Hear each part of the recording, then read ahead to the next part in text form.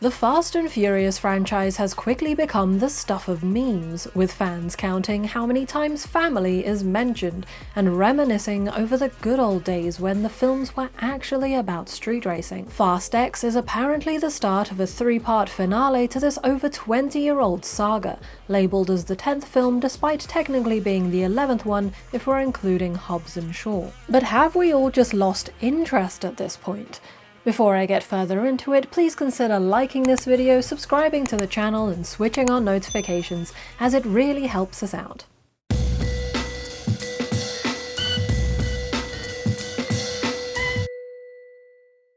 I will begin my review with a quote from film critic Mark Kermode, who says about Fast X, "There's not much to say anymore," which I think perfectly captures what the Fast series has become. The experience for me is similar to watching the Final Destination films, where, after the first couple, I could anticipate where the next films would be going, but wouldn't know the details of how they would get there. I.e., I knew that people would be dying in some horribly creative ways, but I was on the edge of my seat figuring out what they would be. With the latter half of the Fast series, especially after Letty comes back to life, you can guess most of the plot in each film. There'll be some sort of heist, a few twists, until finally the bad guys' plans get foiled by the family, who sit down to enjoy a nice barbecue.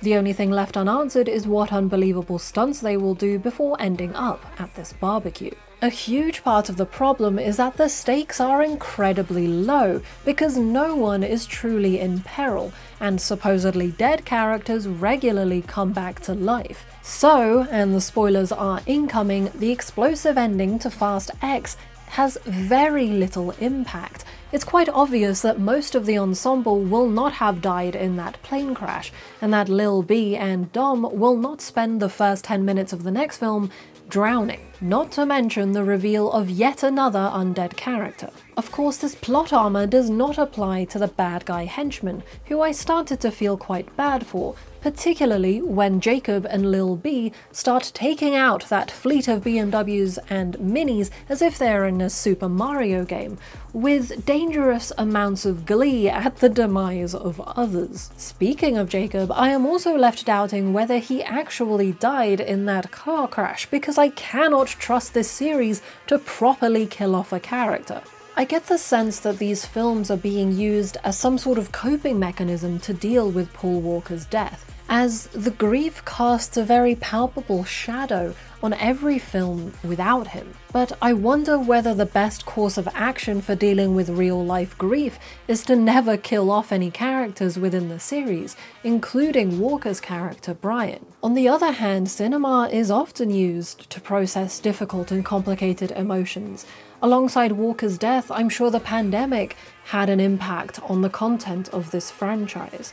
Unfortunately, for the purposes of processing trauma, the writing simply doesn't hold up. The dramatic dialogue is littered with car-related idioms passed as wisdom, and overly general advice about family, and especially in this film, faith, that leaves too much unsaid before cutting to another explosive and VFX-heavy stunt. Indeed, although faith does play a part in the other films as it is a prominent feature of Dom's character, its presence is definitely bigger in Fast X, literally with those large family crosses paraded on the screen repeatedly, and the actual word faith being used almost as much as family. Yet telling people to just have faith is like telling an alcoholic to simply not drink.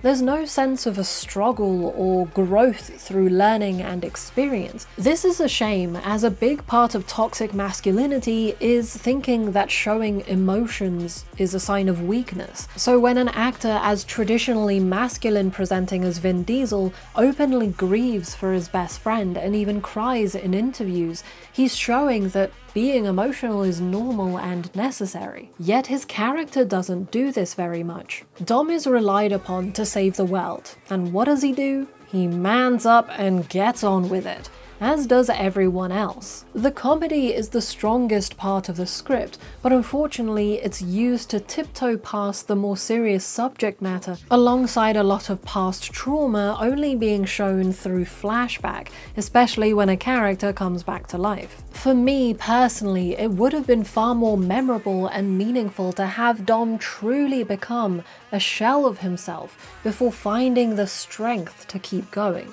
helped by his family, who usually get rewarded just for existing rather than doing that much, for the most part. And Dom spends so much time away from his family, especially in the last few films, where most of the characters are spread thinly across multiple continents, doing often menial and insignificant tasks. Opposite Dom are his shallow nemesis, who are clearly affected by their personal histories, but are hell-bent on being like every other predictable antagonist, with unclear yet incredibly unhinged vendettas against Dom. I am not mad at them though, because Cypher and Dante especially are a treat to watch. Charlize Theron is unbelievably cool and Jason Momoa is adorably psychotic. Frankly, without these two, this film would be kind of intolerable. But there is a clear mismatch between Dom and his crew's capers and these bombastic bad guys who seem more suited to being Bond villains or trying to take over the world like Pinky and the Brain, who, now that I think about it, are characters Theron and Momoa could easily play in an adaptation. Jason Momoa seemed like he was given real freedom to play with this character in a very Jim Carrey in the Grinch sort of way. The only issue I had was the extensive flashbacks we got of the bank vault heist, which most of the audience had already seen. Furthermore, it was quite confusing to see Momoa's character acting like a very average tough guy in those flashbacks when we are later told that his psychopathic nature was evident even when he was a child. Annoyingly, a few of the flashbacks were then repeated later on to show a new character who we thought was a good guy is actually a bad guy and in cahoots with Dante. But I really did not care about seeing that relationship in the past, and it was an example of reiterating a point that really didn't need it. Essentially, the franchise feels lost, and it has felt that way for a while. Fast X attempts to balance being an action film, drama, comedy, and even a romance, but ends up segmenting itself along the way with poorly written dialogue and unconvincing character arcs. In comparison, be it not a 10-film series, Top Gun and its sequel are perfect examples of simple, high-stakes action scripts that manage to deliver emotional depth with some comedy that feels natural to the characters, especially the sequel, which effectively moves between the exhilarating action sequences to the family drama, be it a family of pilots who are also affected by the death of one of their own. Top Gun Maverick shows the potential in creating sensitive action that is explosive both physically and emotionally. One actor who I think manages to achieve this balance within Fast X is John Cena's Jacob. When he's put in charge of Lil B, he shines as an uncle enjoying a road trip with his nephew. It's the most grounded part of the film and actually shows the strength of family. Yet again, Dom is somewhere else, and though his fatherly teachings do come in handy later on to save B, it would have been more impressive to have father and son be in the car together, which is undoubtedly what will happen in the next film unless they decide to once again separate Dom away from everyone else. I also quite enjoyed Pete Davidson's small role, as he's got great comedic timing, as does Jason Statham. Tyrese Gibson and Ludacris are delightful as usual, and considering Brie Larson's role is very much an attempt to get more women in this series, I am glad that she did not suffer at the hands of woke feminism, where characters are constantly congratulating themselves for not being men. Tess is simply a good character, though she did have to wade through that awful dialogue relating to the agency. Now, I mentioned one of the driving sequences felt like Super Mario, and it is not the only stunt to feel like a video game in this movie. Cue the giant bomb rolling through Rome. It is ridiculous and I loved it, but it doesn't quite top the bank vault scene from Fast 5 or the magnets in Fast 9, but it is an admirable try. However, there were a lot of moments where the VFX physics started looking rather janky, especially when the ball clunks down a flight of stairs, and then later when Dom drives off a plane and the car should but doesn't clunk at all.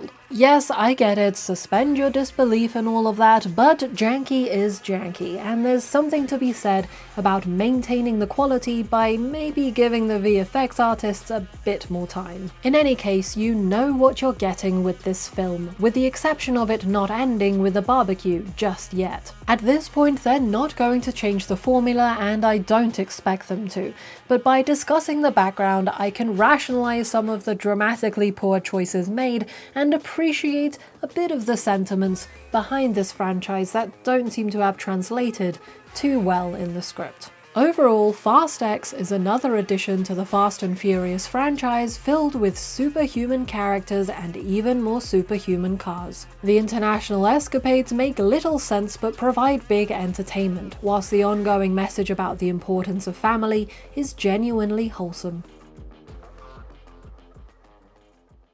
Thank you for watching. Please like this video if you enjoyed it, subscribe and switch on notifications so you don't miss future videos, and comment below with your thoughts on the film. For more film content, feel free to follow us on Twitter, Letterboxd and TikTok, links in the description. Otherwise, this has been Tea Break Film Reviews. My name's Michelle, and I hope you have a great day with family.